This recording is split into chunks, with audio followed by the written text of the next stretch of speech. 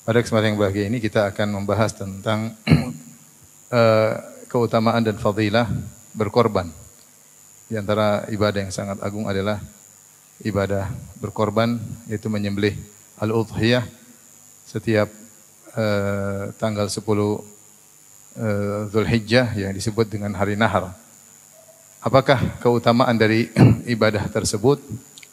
Kita ingin sampaikan perkataan para ulama yang terkait dengan hal ini dalam rangka untuk memotivasi diri kita untuk senantiasa berkorban jika memiliki kelapangan harta, ya. Sebagaimana Nabi sallallahu alaihi wasallam senantiasa berkorban setiap tahun, ya.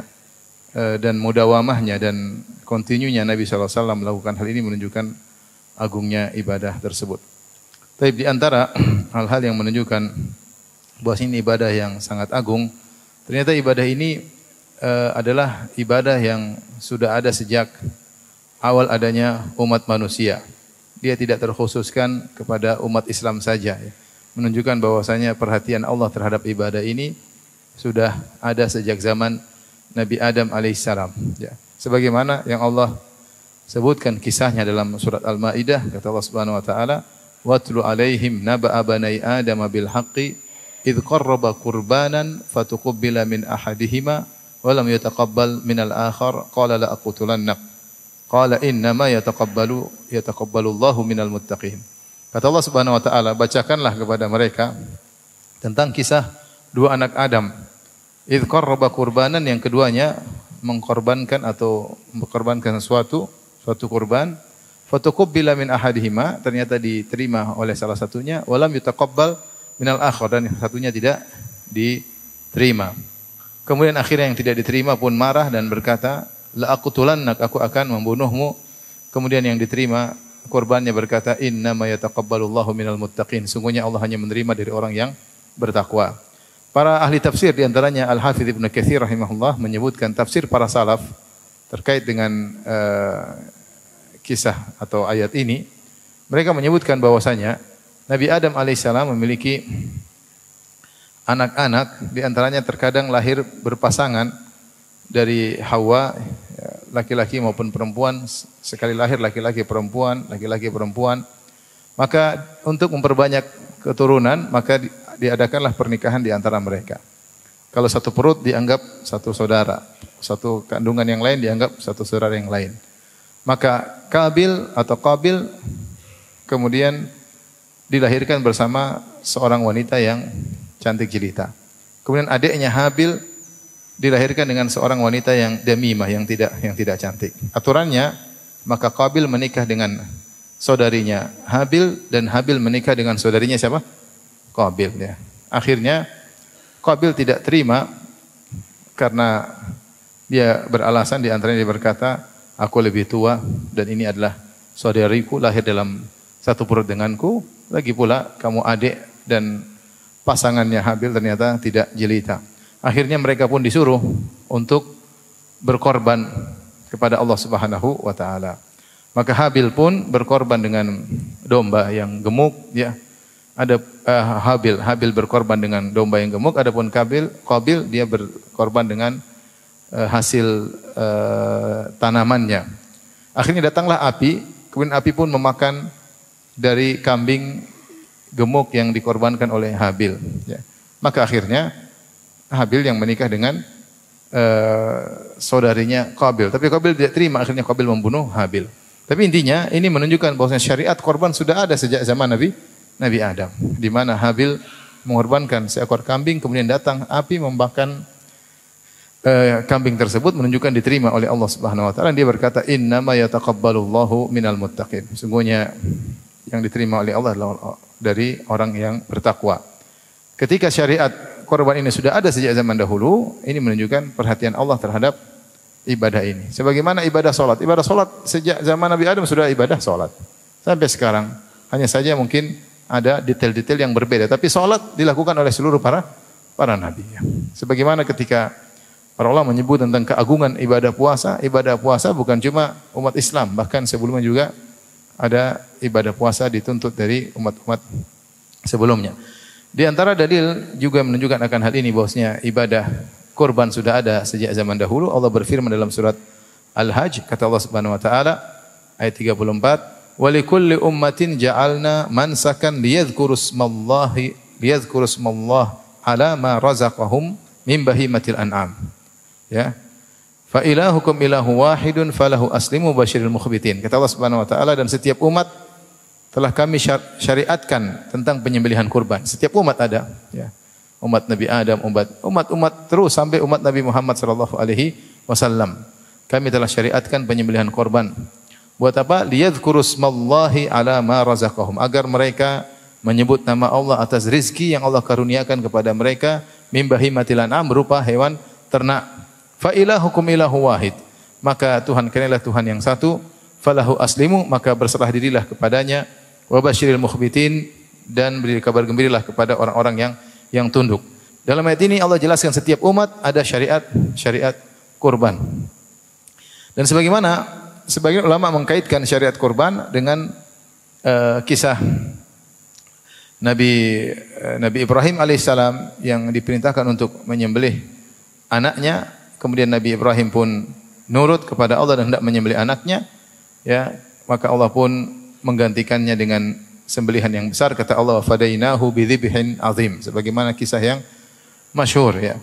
Intinya dari ini semua menunjukkan bahwasanya syariat kurban bukanlah syariat yang baru, tapi syariat sudah ada sejak zaman Nabi Adam alaihissalam. Kemudian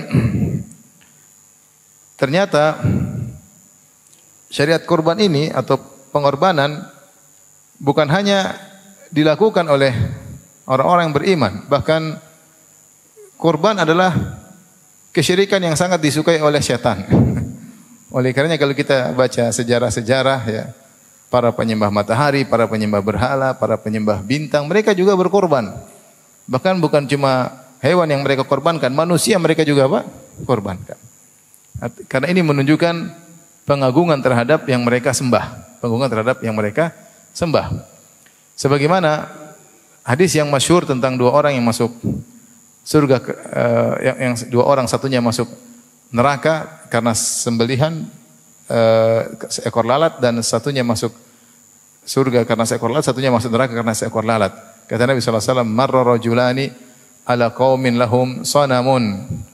Ada dua orang melewati suatu kaum, lewati kampung mereka, dan ternyata kaum tersebut memiliki sebuah berhala. Dan mereka tidak membolehkan seorang pun untuk melewati kampung mereka sampai mempersembahkan sesuatu, ya. Hewan harus disembelih, diserahkan kepada patung yang mereka sembah tersebut. Maka mereka berkata kepada salah seorang di antara dua orang tersebut, "Qarrib, persembahkanlah sesuatu." Kata dia, "Ma indi syai', aku tidak memiliki sesuatu." Kata mereka, "Qarrib walau dzubaban." Persembahkanlah meskipun seekor lalat. Faqarraba dzubaban fakhallau sabilahu fadakhalan nar. Famata fadakhalan nar. Maka dia pun cari seekor lalat karena enggak ada ayam disembelih, enggak ada kodok disembelih, enggak ada kambing disembelih, akhirnya ada lalat dia tangkap, kemudian dia sebagai simbolis diserahkan kepada patung tersebut. Akhirnya fakhallau sabilahu, akhirnya mereka pun membiarkan dia lewat, dia mati, kemudian masuk neraka jahanam. Kemudian yang satu dikatakan kepadanya, "Qarrib, sembahkanlah suatu." Kata dia, "Ma indi syai'un uqarribu li ghairillahi azza wa jalla." Aku tidak punya suatu pun yang bisa aku sembahkan kepada selain Allah Subhanahu wa taala. Saya tidak mau. "Qarrib walau dzubaban." Meskipun seekor lalat, kata dia, enggak. Fadarabu unuqahu fadakhalal jannah. Maka mereka pun memenggal kepala orang ini, maka dia pun masuk surga Allah Subhanahu wa taala. Makanya di awal hadis Rasulullah SAW mengatakan, "Dakhala rajulul jannata fi dzubabin wa dakhala rajulun an-nara fi dzubabin." Seorang lelaki masuk surga karena seekor lalat, dan seorang lelaki masuk neraka karena seekor lalat. Rasulullah bertanya, "Wa kaifa dzalika ya Rasulullah?" Kok bisa? Maka Rasulullah SAW jelaskan tadi. Maksudnya saya ingin menyeratkan bahwasanya syariat berkorban ini atau ritual korban ini bukan cuma dilakukan oleh orang yang beriman, bahkan kesyirikan juga banyak dengan melakukan korban. Kita tahu sendiri di tanah air kita, dukun-dukun sering kalau ingin sesuatu minta korbannya. Saya pernah lihat sendiri, seekor ayam hitam atau 3 ekor ayam hitam di depan mata saya, kemudian disembelih, ya, disembelih kemudian darahnya dituangkan di suatu daerah. Itu saya lihat sendiri, saya masih kecil. Kenapa dukun yang suruh ya? Karena syariat berkorban ini dicintai oleh syaitan, dicintai oleh iblis. Iblis ingin seorang menyembelih kepada selain Allah Subhanahu wa taala. Seperti ada acara nyembelih kerbau untuk Nyi Roro Kidul atau untuk penjaga Laut Selatan ya. Ini juga kesyirikan besar. Kemudian kita juga kejadian sebelum terjadi di Poso atau di mana yang kemudian ada orang nyembelih, acara ritual kesyirikan dengan nyembelih ayam, darahnya artinya banyak acara kesyirikan yang identik dengan penyembelihan kepada selain Allah Subhanahu wa taala. Ini menambahkan pada kita poin tentang keutamaan menyembelih karena Allah Subhanahu wa taala, atau poin keutamaan kurban, bahwasanya kurban adalah syiar tauhid. Kurban adalah syiar tauhid. Maka ini adalah ibadah yang tidak disembunyikan tapi ditampakkan. Ibadah yang ditampakkan ya. Bahkan kalau dahulu penguasa menyembelih di luar, baru kemudian rakyat menyembelih. Benar-benar ditampakkan. Karena untuk menyiarkan tauhid. Makanya ketika Allah Subhanahu wa taala menyebut tentang ayat ini, Allah mengatakan, "Wa likulli ummatin ja'alna mansakan liyadhkuru smallaha 'ala ma razaqahum min bahimatil an'am." Setiap umat kami jadikan syariat kurban agar mereka mengingat Allah atas kenikmatan bahimatil an'am, yaitu rezeki yang Allah berikan kepada mereka berupa binatang ternak. Artinya mereka menyembelih, mereka bilang apa? Bismillah, Allahu Akbar. Kalau yang lain mungkin dengan nama syaitan atau tanpa menyebut nama Allah. Ini bismillah dengan nama Allah. Kemudian Allah berkata setelah itu, fa ilahukum ilahu wahid. Tuhan kalian adalah Tuhan yang esa. Lihatlah bagaimana Allah mengkaitkan antara syiar menyembelih karena Allah, syiar syariat kurban ini dengan mentauhidkan Allah Subhanahu wa taala. Dengan mentauhidkan Allah Subhanahu wa taala. Ini dalil bahwasanya di antara keutamaan ibadah kurban, bahwasanya ibadah kurban adalah syiar tauhid ya, syiar tauhid. Karenanya antum kalau kurban di depan umum tidak ada masalah ya. Tidak usah sembunyi-sembunyi dalam kamar ya, di luar rumah sembelih atau dilihat oleh orang banyak, enggak ada masalah. Ini kita syiar tauhid. Bismillah, Allahu Akbar, hadza minka walaka, ini darimu dan kepadamu ya Allah Subhanahu wa taala. Bismillah, Allahu Akbar. Ya. Ketika banyak orang yang menyembelih kepada selain Allah, menyembelih untuk jin, menyembelih untuk proyek lancar, menyembelih untuk bangun jembatan ya, dengan berbagai macam sembelihan, menyembelih karena takut sama jin ya, maka kita menyembelih karena Allah Subhanahu wa taala, maka ini perlu disyiarkan karena menyembelih karena Allah merupakan syiar tauhid kepada Allah Subhanahu wa taala. Baik. Poin berikutnya, poin yang keberapa? Yang keberapa? Yang pertama ini syiar seluruh umat, yang kedua merupakan syiar apa? Tauhid. Sekarang poin yang ketiga yang menunjukkan keutamaan ibadah berkorban. Saya tidak akan bahas fikih korban, saya bahas tentang judul sesuai dengan judul, yaitu apa? Keutamaan dan fadilah berkorban. Ibn Taimiyah rahimahullah menyebutkan bahwasanya kurban atau udhiyah adalah afdhalul ibadatil maliyah, adalah ibadah harta yang terbaik. Ibadah harta yang terbaik. Kalau ibadah jasad yang terbaik adalah salat, dan ibadah harta yang terbaik adalah berkorban. Oleh karenanya Allah Subhanahu wa taala menggandengkan sering antara salat dengan korban, seperti fasholli li rabbika wanhar. Salatlah karena Allah dan sembelihlah karena Rabbmu. Demikian juga inna salati wa nusuki wa mahyaya wa mamati lillahi rabbil alamin la syarika lahu. Wa bidzalika umirtu. Kata Allah, katakanlah wahai Muhammad, sungguhnya salatku dan nusukku, yaitu sembelihanku. Hidupku dan matiku hanya untuk Allah Subhanahu wa taala. Di sini Allah menggandengkan antara salat dengan menyembelih, dan ini merupakan dua ibadah yang sangat agung. Salat adalah ibadah fisik jasad yang terbaik, dan kurban adalah ibadah harta yang terbaik. Oleh karena para ulama mengatakan ibadah kurban lebih afdal daripada ibadah sedekah. Maksudnya bagaimana? Seandainya ada kambing kita mau nyembelih, kambing ini harganya 4 juta. Kemudian mana yang terbaik? 4 juta kita sedekahkan atau kita belikan kambing untuk kita sembelih? Para ulama mengatakan lebih afdal kita belikan kambing kemudian kita sembelih. Lebih afdal kita belikan kambing kemudian kita sembelih. Kenapa bisa bahwasanya ibadah harta yang terbaik adalah menyembelih? Tadi pertama karena Allah gandingkan dengan salat. Yang kedua, pada ibadah tersebut ada ibadah menyembelih karena Allah. Ya, jadi ibadahnya sebenarnya inti dari ibadah menyembelih itu bukan masalah bagi-bagi daging, bukan, itu perkara kedua. Itu perkara kedua ya. Wa atimu minhal ba'isal faqir wa atimu al-qani al-mu'tar, kata Allah, berikan kepada fakir miskin atau yang membutuhkan, tapi bukan itu yang utamanya. Yang utamanya adalah ibadah nyembelih. Ini adalah ibadah.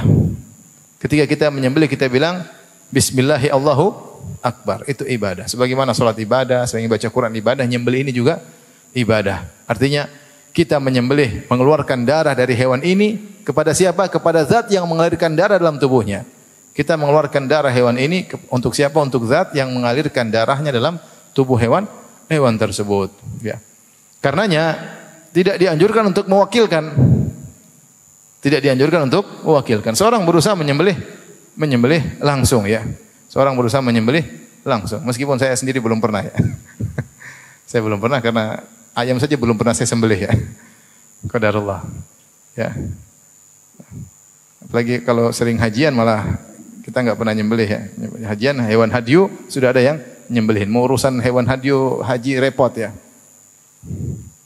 Kemarin juga pas mau menyembelih hewan besar saya juga takut ya.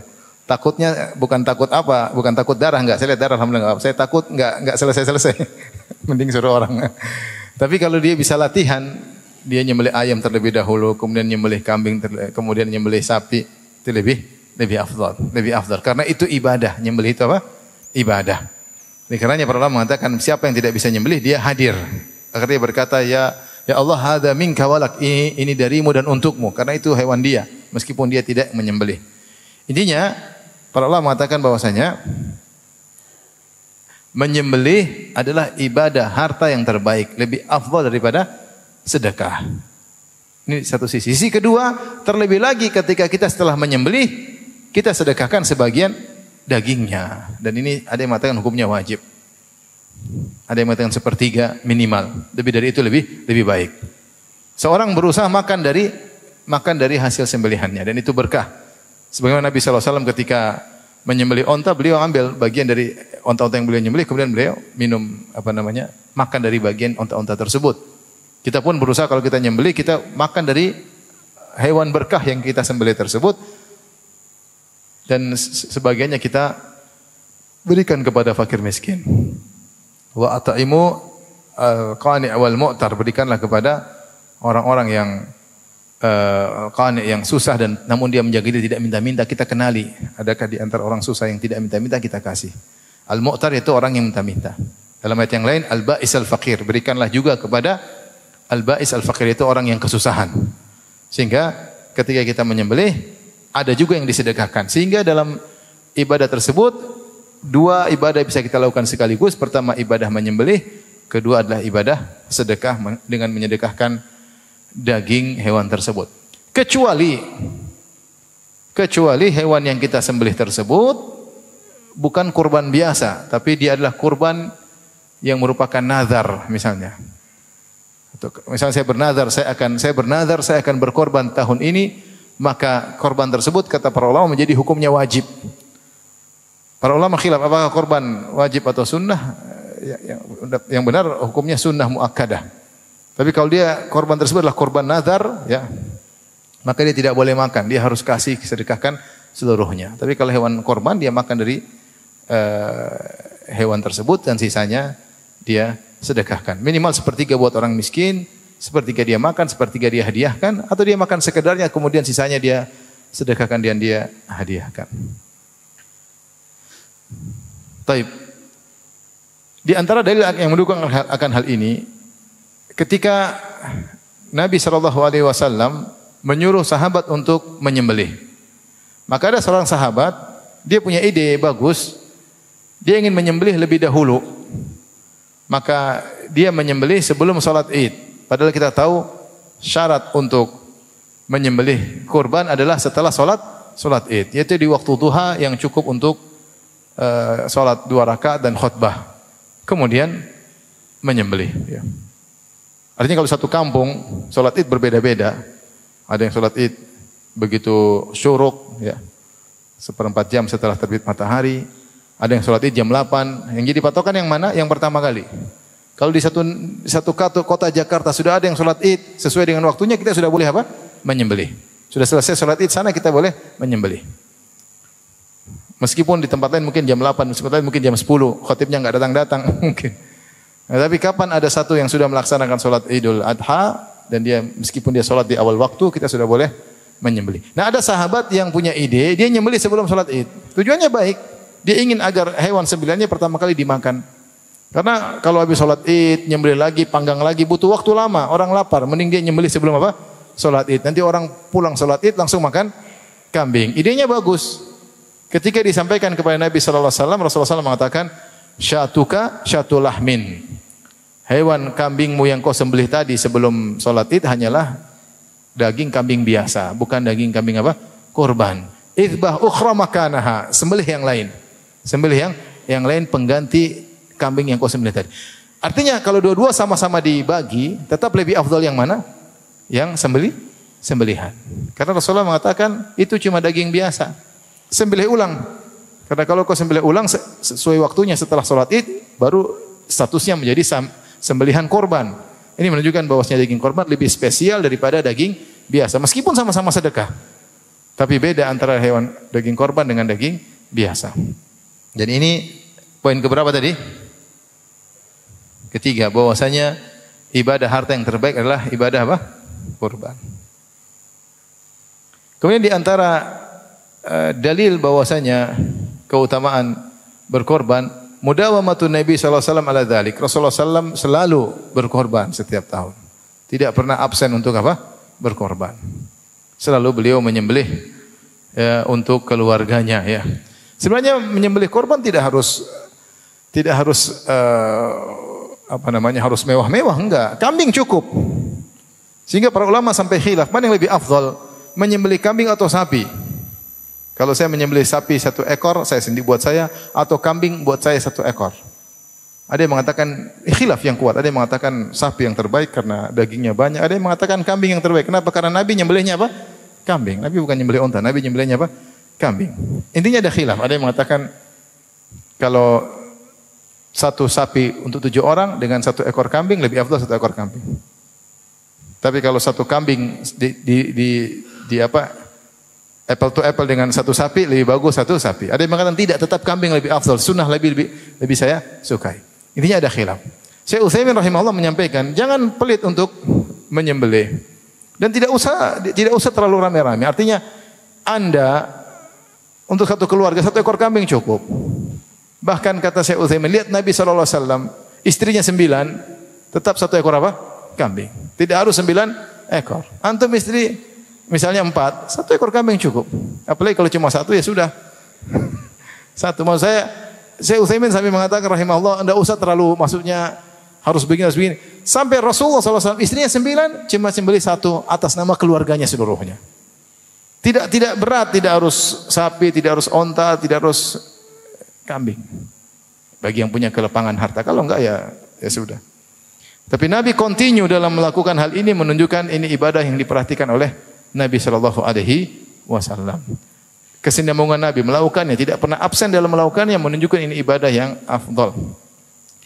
Kemudian di antara dalil akan agungnya ibadah ini adalah alamat takwa, tanda ketakwaan. Kata Allah Subhanahu wa taala, "La yanalallaha luhumuha wala dima'uha walakin yanaluhu taqwa minkum."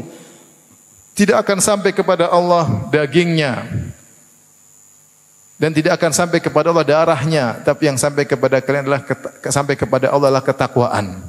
Takwa tempatnya di hati. Mana bukti takwa? Mana bukti takwa? Antum punya duit, punya harta banyak, tunjukkan di antara bukti takwa, syiar takwa. Di antara syiar takwa adalah apa? Menyembelih. Makanya Allah mengatakan walaki yanaluhu taqwa minkum.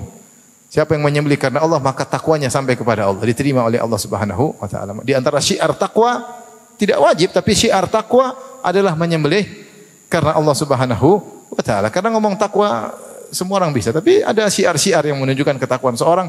Intinya seorang berkorban dengan sebagian hartanya untuk menyembelih karena Allah Subhanahu wa taala. Ini yang keberapa tadi? Jangan dikurang-kurangi ya. Coba yang pertama tadi apa?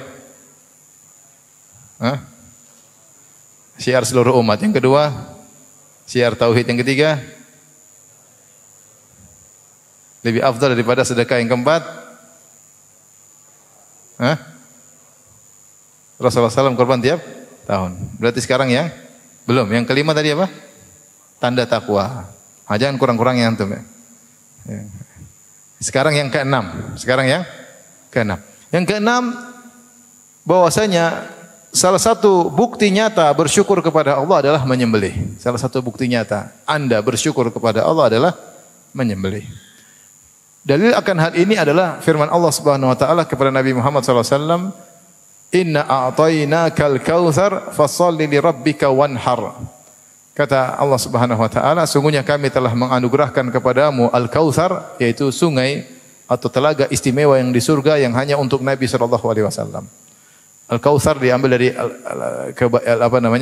al-kathrah yang menunjukkan kebaikan yang sangat banyak.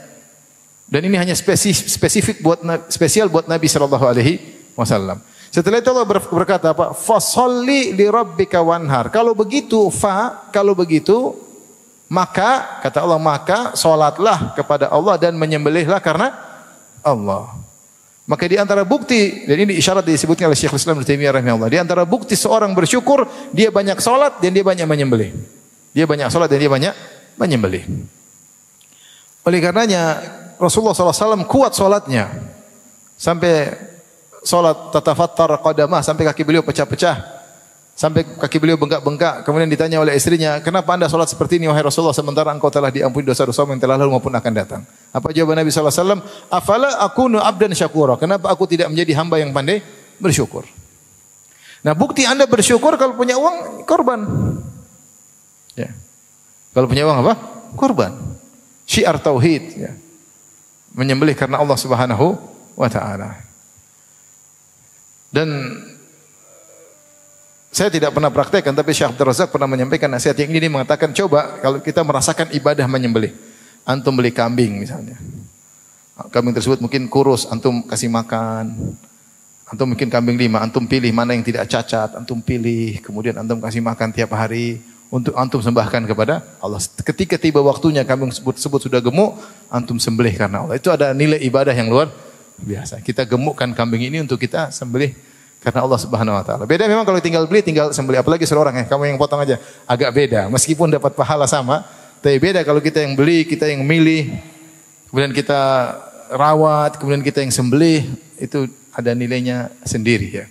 Nilainya sendiri.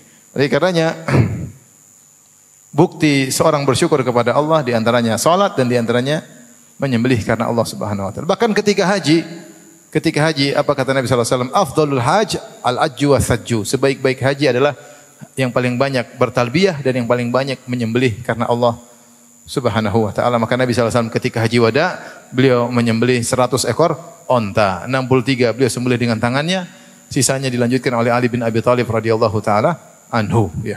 Luar biasa bagaimana perhatian beliau terhadap hewan sembelihan. Ini bukan korban tapi hadyu, hewan hadyu. Tapi maksud saya Rasulullah SAW sampai 100 ekor onta beliau sembelih, serahkan untuk Allah Subhanahu wa taala. Sebagian jemaah haji cari kambing yang paling murah ya. Yang penting sah katanya. Kecil enggak apa-apa, yang penting apa? Sah ya. Sampai ada seorang pernah tanya sama saya, "Ustaz, ini saya tadi pagi sudah potong kambing sama jamaah Ustaz, tapi saya ragu kambingnya kecil sekali." Saya bilang, "Itu kambing atau kucing?" Kata dia, "Kambing Ustaz, tapi kecil sekali." Coba kambing atau kucing? Kucing kali Ustaz. Maksudnya kecil banget gitu. Sampai dia ragu sah atau tidak ya. Sah atau tidak. Nabi tidak tanggung-tanggung, bukan kambing 100 ekor onta ketika hewan hadyu. Karena ibadah menyembelih ibadah yang mulia di sisi Allah Subhanahu wa taala. Oleh karenanya bukti seorang bersyukur kepada Allah adalah dengan menyembelih. Anda sudah diberikan rezeki yang banyak, usaha maju, ya alhamdulillah, ekonomi lancar alhamdulillah. Tinggal bersyukur setahun sekali. Kambing berapa sih? Kalau memang cari kambing yang paling minim berapa? Ada yang 2 juta enggak? Yang sah, yang penting sah, minimal apa sah? Ya. Kurus-kurus dikit.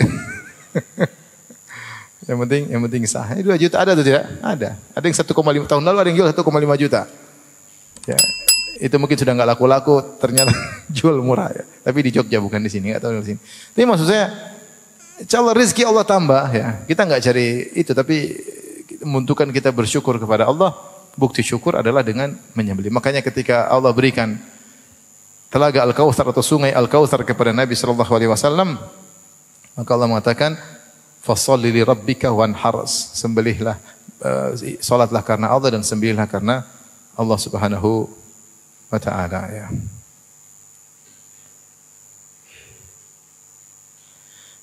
Kemudian di antaranya Allah menyebutkan tentang hewan sembelihan, Allah berikan banyak keberkahan. Seperti Allah sebutkan surat Al-Hajj ayat 36 tentang onta. Kata Allah Subhanahu wa taala, "Wal budna ja'alnaha lakum min sya'airillahi lakum fiha khair." Sungguhnya onta-onta kami jadikan bagi kalian termasuk dari syiar-syiar Allah. Itu hewan sembelihan, syiar Allah.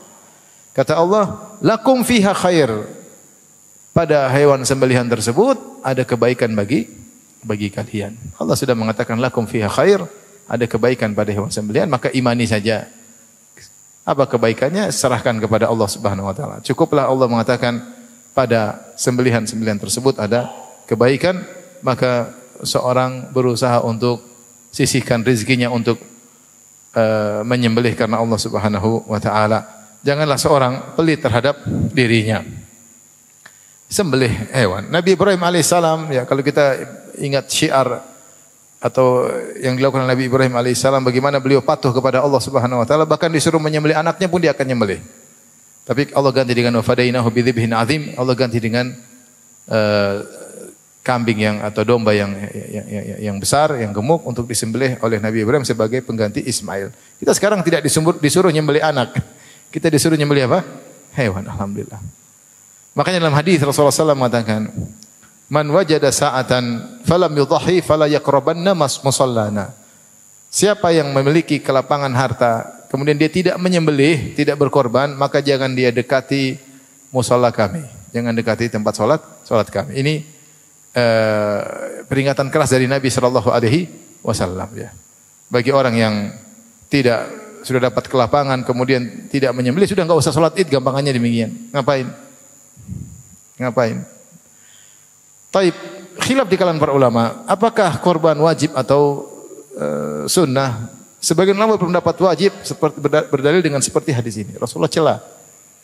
Man wajada sa'atan falam yudhahi fala yaqrabanna musallana. Siapa yang mendapat kelapangan harta kemudian tidak menyembelih, maka jangan dekat-dekat dengan tempat salat kami. Ini menunjukkan peringatan keras dari Nabi SAW, dan ini menunjukkan bahwasanya berkorban hukumnya wajib.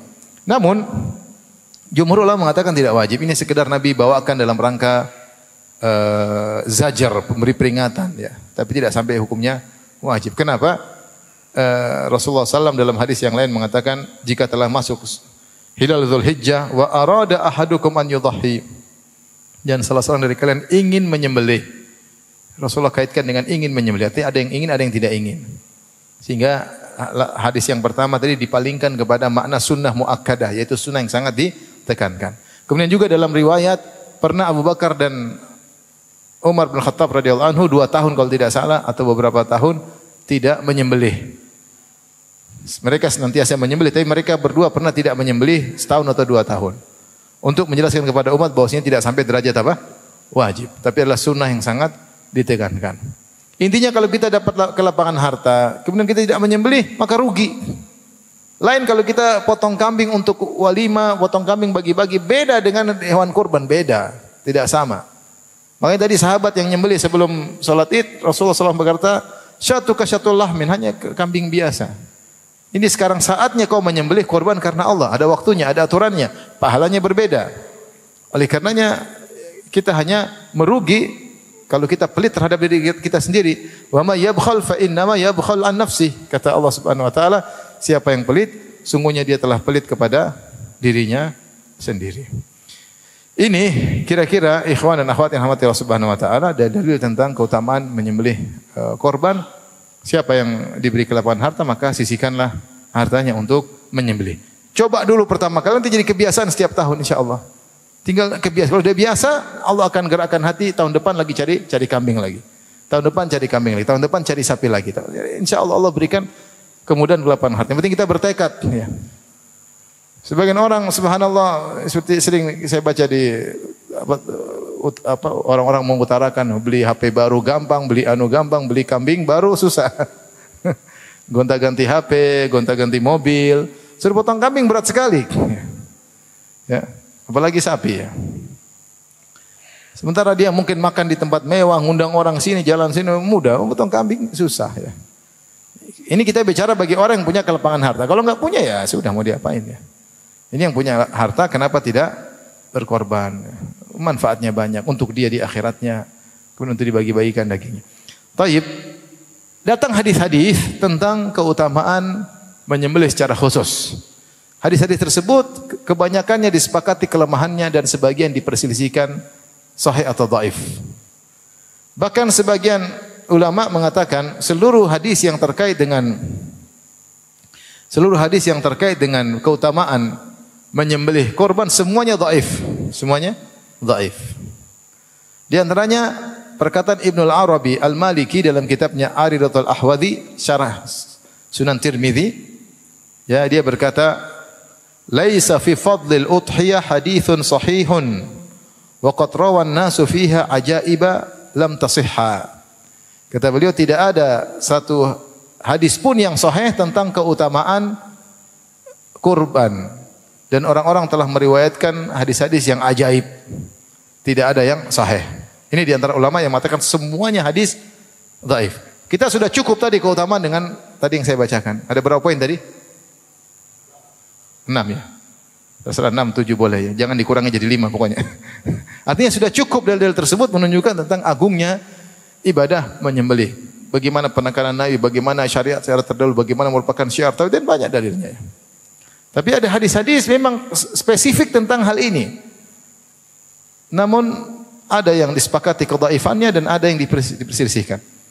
Di antara yang diperselisihkan ya, tentang kesahihannya adalah hadis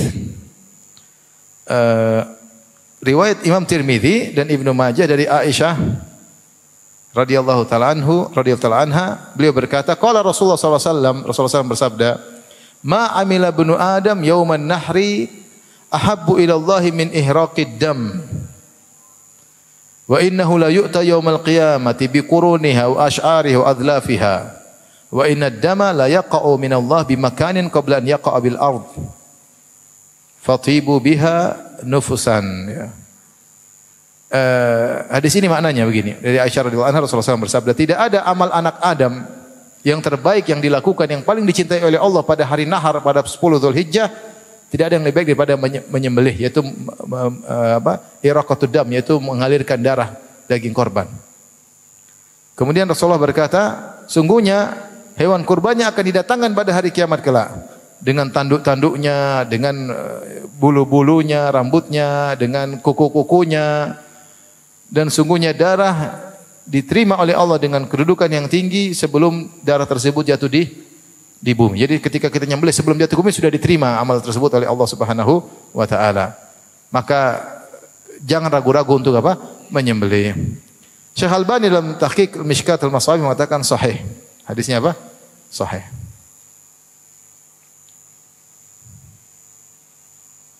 Ini hadis yang diperselisihkan. Ada yang mengatakan sahih, ada yang mengatakan apa? Dhaif. Tapi kita punya kaidah secara umum dalam hadis-hadis dhaif bisa diamalkan dalam fadail amal. Di antara para ulama yatasahhalun, bermudah-mudahan dalam hadis dhaif dalam beberapa tempat, seperti di antaranya dalam sirah nabawiyah. Dalam sirah nabawiyah terkadang para ulama memudahkan hadis-hadis yang lemah, tapi dengan syarat hadis lemah tersebut tidak terlalu lemah. Yang kedua, tidak menyelisih akidah dan fikih hukum. Kemudian dia hanya pelengkap cerita sirah. Karena kalau kita hanya pegang hadis-hadis yang sahih, cerita sirah Nabi itu ada kurangnya, ada mata rantai yang terputus. Maka terkadang mata rantai tersebut datang penjelasannya namun hadisnya lemah. Namun para ulama sirah sepakat dibawakan. Ibnu Hajar dalam Fathul Bari membawakan riwayat-riwayat mursal tentang sirah nabawiyah selama tidak bertentangan dengan akidah dan fikih mereka bawakan. Sehingga sirah Nabi bisa dibawakan secara utuh. Ini di antara para ulama menggampangkan untuk menerima hadis dhaif. Di antaranya para ulama menggampangkan untuk menerima hadis dhaif dalam fadail a'mal, dalam fadailul a'mal. Apa yang dimaksud dengan fadail amal? Yaitu amalnya sudah ada dalam hadis yang sahih, tapi keutamanya datang dalam hadis yang dhaif. Contohnya ini. Seperti korban. Hadisnya sahih atau tidak? Hadis ayat sudah kita sebutkan tentang keutamaan berkorban. Tapi ada datang hadis-hadis dhaif menjelaskan tentang keutamaannya. Maka para ulama tidak jadi masalah dalam rangka untuk memotivasi. Meskipun secara sanad hadisnya apa? Lemah. Karena toh amalnya sudah ada. Bukan hadis dhaif membuat amal baru, tidak. Tetapi amalnya sudah ada dengan dalil yang sahih, tinggal keutamaannya datang dari hadis yang dhaif. Nah, hadis-hadis yang terkait dengan keutamaan menyembelih rata-rata dhaif, ada satu yang diperselisihkan. Tadi hadis riwayat Ibnu Majah dan Tirmizi bahwasanya amal yang paling terbaik, yang paling dicintai oleh Allah yang dilakukan oleh seorang hamba pada tanggal 10 Dzulhijjah hari nahar adalah menyembelih. Kalau ini sahih, alhamdulillah, ini amal terbaik. Kalaupun hadis dhaif, kita katakan sudah terlalu banyak dalil menunjukkan akan keutamaannya. Tapi kita sebutkan hadis-hadis yang lain yang mungkin sering kita dengar, tapi semuanya dhaif. Semuanya dhaif. Sebagian dikatakan oleh Ibnu Al-Arabi Al-Maliki dalam kitabnya Aridatul Ahwazi. Di antaranya, ya,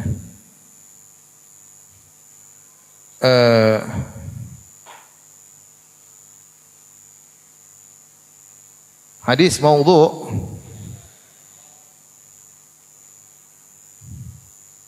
Ya Rasulullah,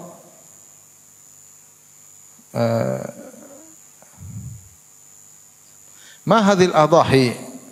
Ada yang bertanya kepada Nabi, "Wahai Rasulullah, apa itu hewan-hewan kurban?" Qala sunnata abikum Ibrahim. Inilah sunnah ayah kalian Ibrahim. Sunnah ayah kalian Ibrahim, kata Nabi sallallahu alaihi wasallam. Qalu fama lana fiha ya Rasulullah? Apa bagian kami dalam kurban ya Rasulullah? Benar Ibrahim melakukannya, terus kami dapat apa? Qala bi kulli sya'ratin hasanah. Setiap rambut dari hewan yang kalian sembelih ada pahala. Setiap rambutnya ada apa? Pahala. Ya Rasulullah, qalu fasuf, bagaimana dengan domba? Kalau kambing Jawa rambut kan? Kalau kambing domba disebut apa? Suf. Itu tadi kambing Jawa. Kita bilangnya kambing apa? Kambing Jawa kan? Apa bedanya kambing sama domba? Kambing toh ya. Kambing oleh setiap kambing kalau disembelih ada setiap rambut ada pahalanya. Sahabat bertanya lagi, bagaimana dengan domba ya Rasulullah?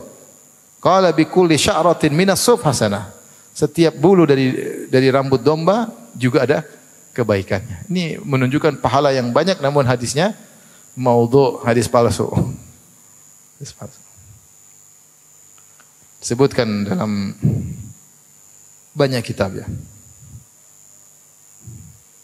Tapi hadis yang lain,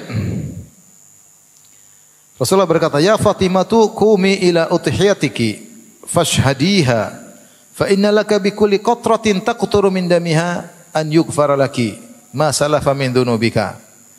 Kata Rasulullah SAW, "Wahai Fatimah, marilah lihatlah hewan sembelihanmu. Hadirilah prosesi penyembelihan hewanmu. Sungguhnya setiap darah yang menetes dari darahnya akan menjadikan sebab diampuni dosa-dosamu yang telah lalu." Maka Fatimah bertanya, "Ya Rasulullah, alana khasah alal baiti am lana walil muslimina?" Apakah ini keutamaan ini bahwasanya akan menggugurkan dosa-dosa yang telah lalu hanya terkait dengan kita ahlul bait ataukah kepada seluruh kaum muslimin? Qala bal lana walil muslimin. Kata Nabi, buat kita ahlul bait dan juga kaum muslimin. Hadisnya hadis mungkar. Hadis mungkar. Kemudian juga hadis yang lain, ini juga utama menyembelih mengampuni dosa-dosa yang telah lalu. Hadis yang berikutnya, Rasulullah SAW bersabda atau disebutkan, "Azimu dhuhayakum fa innaha ala sirati matayakum." Besarkanlah sembelihan kalian. Jangan sembelih yang kecil-kecil. Kenapa? Karena sembelihan kalian nanti akan menjadi tunggangan kalian di sirat. Ketika hari kiamat kalian melewati sirat, kalau kalian menyembelih hewan yang besar, maka akan menjadi tunggangan apa? Kalian. Hadis dhaif jiddan, sangat lemah. Makanya jangan sembelih kambing-kambing kecil, nanti naik kambing kecil. Kambing besar. Tapi hadisnya sangat lemah. Hadisnya sangat lemah.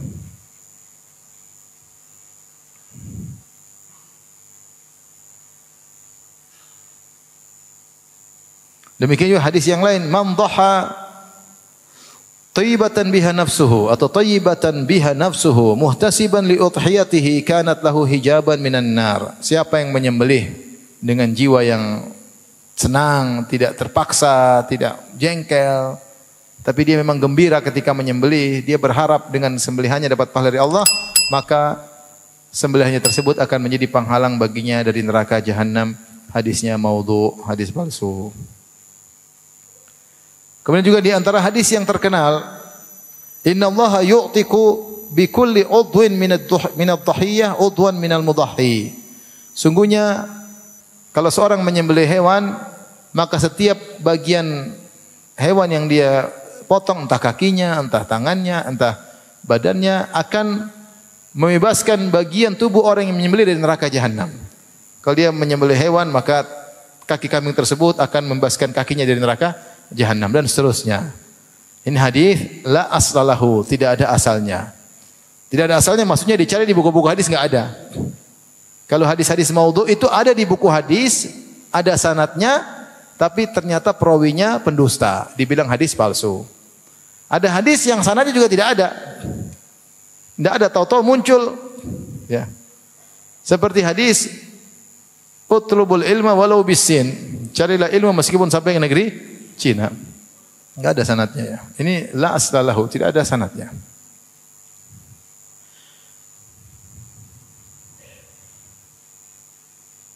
Kemudian juga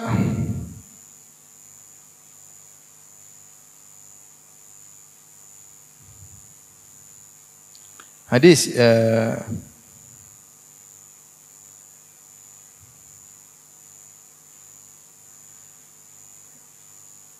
ya ayuhan nas dhahu wahtasibu bidimaiha fa inna dam wa in waqa fil ardi fa in yaqa fi hirzillah. Hadis palsu. Wahai manusia sekalian, berkorbanlah dan mengharapkanlah pahala dengan darah hewan korban kalian. Sungguhnya darah meskipun jatuh ke tanah, tapi dia jatuh dalam penjagaan Allah. Itu Allah yang jaga darah tersebut untuk diganti sebagai pahala. Hadis yang berikutnya hadis dhaif jiddan, hadis yang sangat lemah. Ma anfaqtal warik fi syai'in afdal min nahira atau nuhaira fi yaumil id. Tidak ada harta yang paling afdal diinfakkan seperti menginfakkan emas dan perak atau perak untuk membeli hewan kurban untuk disembelih pada hari Id. Hadisnya dhaif jiddan. Inilah ikhwan dan akhwat yang dirahmati Allah Subhanahu wa taala yang bisa kita bahas tentang keutamaan menyembelih kurban. Maka kita berharap setiap kita kalau diberi kelapangan semangat untuk berkorban. Alhamdulillah kambing sudah cukup. Tadi kata Syekh Utsaimin rahimahullah, seorang yang punya istri 4, 1 sudah cukup ya. Sebagaimana Nabi sallallahu alaihi wasallam istrinya 9, beliau hanya mencukupkan 1 ekor kambing untuk mewakili seluruh keluarganya. Tidak harus 9 ekor kambing. Kalau antum istri 4 maka cukup 1 ekor kambing, tidak harus 4 ekor kambing. Apalagi kalau cuma istri 1. Taib, demikian saja. Wallahu a'lam bishawab.